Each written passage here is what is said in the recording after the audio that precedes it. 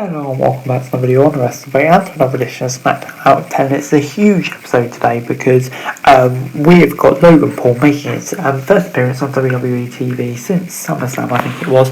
And yeah, he's got some massive news following his podcast with Roman Reigns earlier in the week. So yeah, let's get straight into it. And he kicked off the show and said he was looking for a face-to-face meeting with the head of the table. The bloodline came out with Heyman. The latter tried to discourage Logan, but the social media star was eager to arrange a press conference. The two trash talked before Heyman said it was time for him to be handled and called for Solo Sikoa. The YouTube dissension said he could knock Heyman out before Sikoa got to him. Sami Zayn got in the way and said that Roman Reigns should have let him handle Logan Paul and tried to mediate immediately. Got punched in the face, however. The Bloodline then tried to attack Paul, but he fled the ring as we headed for a break. And we headed back to Ricochet versus Sami Zayn. Zayn had the early advantage, but Ricochet returned with a big drop kick before his top rope crossbody was countered. The distraction from the Usos allowed Sami to hit the Blue Thunder Bomb, but Logan got distracted by the ref and delayed the count. Ricochet recovered and hit a recall before punching Jay off the apron. The latter tried to run a distraction but got kicked off the apron. Jay finally caused a distraction, but it seemed to help Ricochet before Sami went out to confront the tag champ. The Usos and Sami were arguing at ringside when Ricochet hit a big dive on them. He then took Sami inside the ring before hitting his finisher for the W. After the match, the Usos and Solo were about to attack Logan and Ricochet, but Madcap Moss came out with a steel chair and the two teams stared each other down as SmackDown continued. That led to something later in the night. But yeah, for this initial segment, went on for a long time, but it was great stuff. 7 out of 10. Good to see Logan Paul coming back. I really love him on WWE TV. Didn't think I'd be saying that a few months ago. And Ricochet getting a big win as well, and just continuing those antics. Sami Zayn stuff's entertaining. This is a brilliant start to the show. 7 out of 10.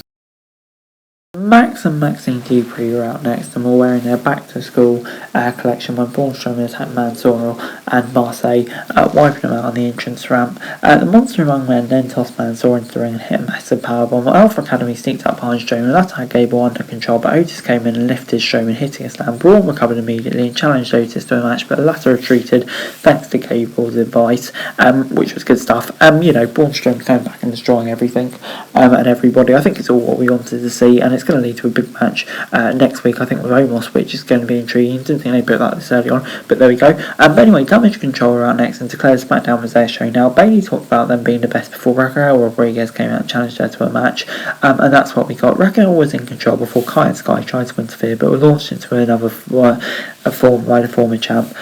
Bayley took a big boot and a splash, but her team ran a distraction, saving her from the pin. Kai was then in the ring and Raquel slammed her on top of Bayley before hitting an elbow drop in the corner and near fall. Sky and Kai managed to run a distraction, letting Bayley hit the Bros plant for the W. Bayley and Damage Control kept stacking Raquel in the ring, but Shotzi came out and drove the heels out. But yeah, gets a 6 out of 10. Did what it needs to do, really. Made Bayley look strong, but at the same time, gave Raquel a bit of protection at the end, and with a dodgy finish. So yeah, 6 out of 10. Ronda Rousey was in an interview and Liv Morgan came in and bragged about defeating her twice. The latter said that she would beat Ronda once more in Extreme Rules match to earn her respect. Ronda told Liv that it was her funeral and left. Okay then. Drew McIntyre was out next and got on the announce desk before calling out Karrion Kross. He threatened to knock the latter's lights out with a claymore as SmackDown continued. Seems like that's the direction we're going in. Perfectly logical next step, and yeah, good stuff. Looking forward to that match. Before backstage, Solo Sikoa was getting ready for his title match and wanted Sami to be ringside with him rather than the Usos. Jay was furious, but Solo ignored him and walked out to the ring. Interesting dynamics before that, and he was defending his newly won North American Championship against Madcap Moss. Solo took Madcap down early on, kicked him in the spine before Moss managed to toss him out the ring. Sami interfered, letting Solo hit a clothesline and sent Moss into the barricade. Moss was in control back in the ring and sent Solo into the corner before hitting a few spears in the corner. Solo got some big headbutts but missed a Samoan drop before getting a pop-up variant for a near fall.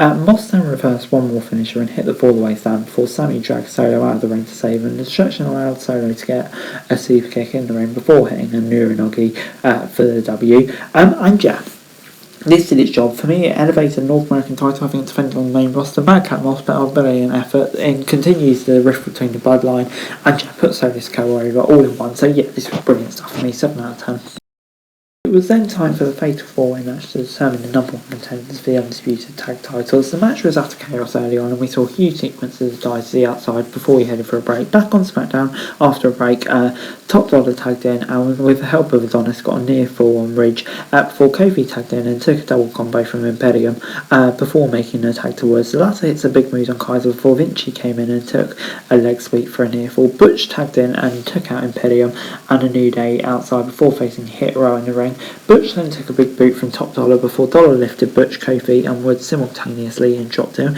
The New Day took out Hit Row but Butch broke the pair and Vinci came in and traded roll up to Kofi before getting the Imperial Bomb with the help of Kaiser. Ridge Holland took out Imperium before getting the pin on Kofi, so his team picked up the W. And yeah, Brawling Brutes get the win and will face the Usos next week, which is really intriguing. Didn't see it going that way, but it's going to be a banger here of the match with those two. And yeah, big elevation for them. Really fun match as well, so get 7 out of 10 from me.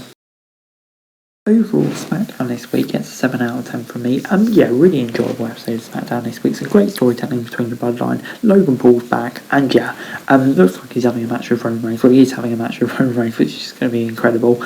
And yeah, just loads of stuff went on. Brawling Brutes winning the main event, which is definitely an intriguing move, and looking forward to seeing what happens next week. So yeah, good stuff. But anyway, guys, that's the video. Thanks very much for watching. Remember to like, share, subscribe. Let us know what's going on with others. Thanks for daily wrestling news. Subscribe to the channel, subscribe now. They're greatly appreciated. Thanks very much for watching. Peace out.